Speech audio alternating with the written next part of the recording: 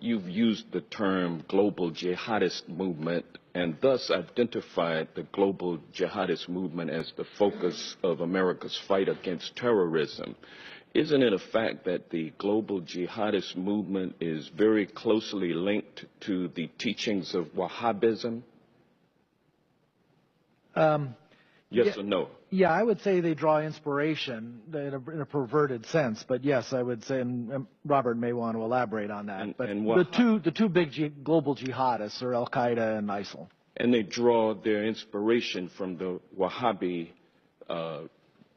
strain of Islam, isn't that correct? Yes.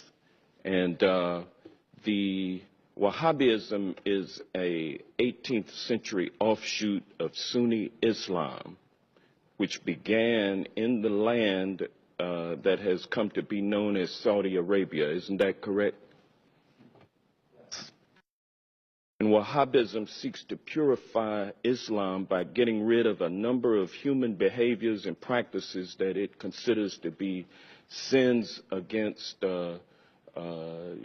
Allah. Correct? Correct. And Wahhabism is a strict, fundamentalist, highly intolerant strain of Islam. Correct? Yeah. Correct? And now, isn't it a fact that the Saudi ruling monarchy derives its legitimacy by reliance on the ideology of Wahhabism? You want to? The Saudis are riding a tiger. The Saudis are riding a tiger. So if you will answer what the I'm question, saying, isn't it a fact? No, I wouldn't put it that way. I would say it's not a fact that they depend solely on Wahhabism for their legitimacy. They derive legitimacy from a variety of things. One of them is Wahhabism, but it is not the only one. Well, is it fair to say that Wahhabism is the state-sponsored religion of Saudi Arabia?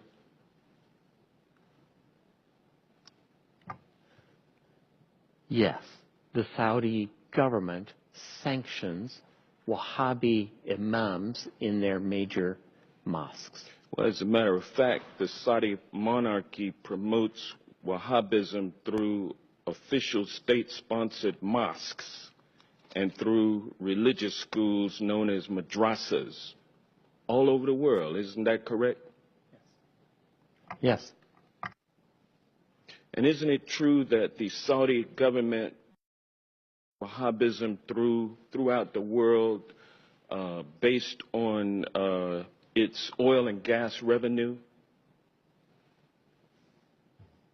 Absolutely, the government's revenues, directly or indirectly, help the proselytizing that you mentioned. And the Wahhabism ideology lines up with the ideology of ISIL. Isn't that correct? I would say no. For example, the Wahhabis in Saudi Arabia, the official ones, do not kill Shia. They persecute them. They do not have equal rights. They do not have equal rights, but they don't kill them. However, a Shia in Mosul or a Shia in Raqqa is liable to be killed. Well, yeah, but it's true, though, that the ideology of ISIL lines up with Wahhabism. I would say it's a starting point, and then the Islamic State has taken it several steps farther. Yes. And is it fair to say that Saudi support for the teachings of Wahhabism create fertile ground for ISIL recruitment efforts? I think Saudi promotion of Wahhabism is absolutely a problem in terms of Islamic State recruitment. And so we will be unable to defeat the global jihadist movement, which is based on largely Wahhabism, which is a state-sponsored religion of Saudi Arabia, without somehow enlisting the support of the Saudi royal family in withdrawing its financial support for Wahhabism. Is that a fair assessment?